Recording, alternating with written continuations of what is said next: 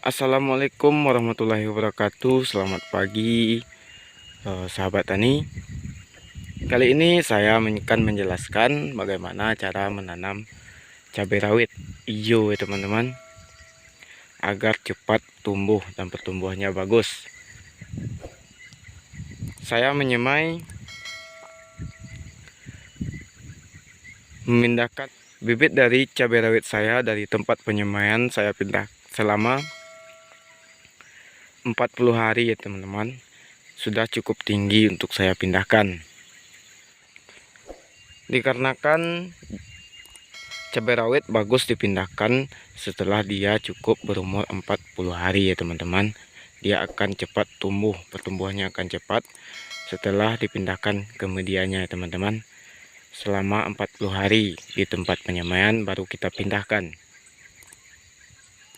Setelah itu teman-teman cukup menggemburkan tempat yang media yang akan teman tanami cabai rawitnya teman-teman, seperti ini. Nah, di sini saya menanam 2 batang, 1 rumpun.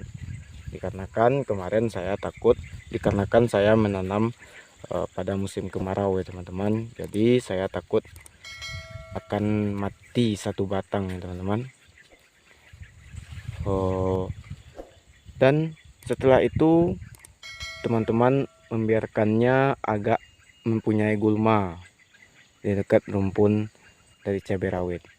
Jadi setelah 1 minggu 2 minggu teman-teman tanam, teman-teman bisa membiarkan gulmanya untuk tetap hidup ya teman-teman, agar rumpun dari batang dari cabai rawit ini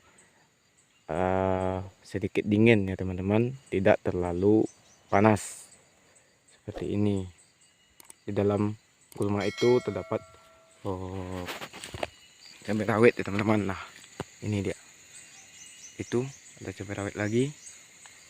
Nah, saya sengaja seperti ini agar daun dari cabai rawit ini tidak keriting ya teman-teman, karena saya tidak menggunakan pupuk-pupuk kimia ya teman-teman, tidak menggunakan racun-racun ataupun pupuk-pupuk kimia. Jadi saya hanya memakai bahan-bahan alami.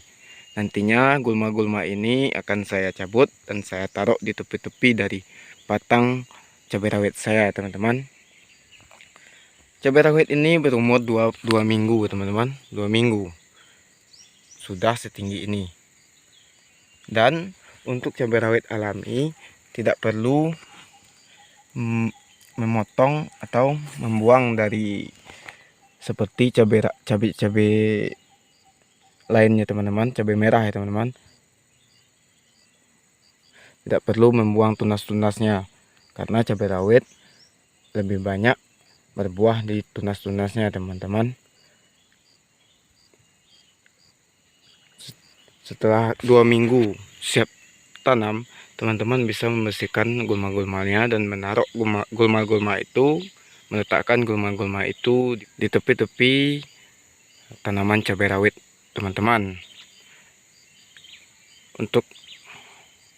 Karena gulma-gulma tersebut bisa menjadi pupuk organik untuk cabai rawit teman sendiri. Nah, seperti itu yang dapat saya jelaskan saat ini ya teman-teman.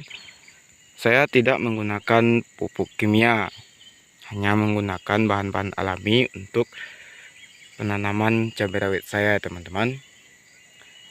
Sekian yang dapat saya sampaikan. Assalamualaikum warahmatullahi wabarakatuh. Salam sukses tani.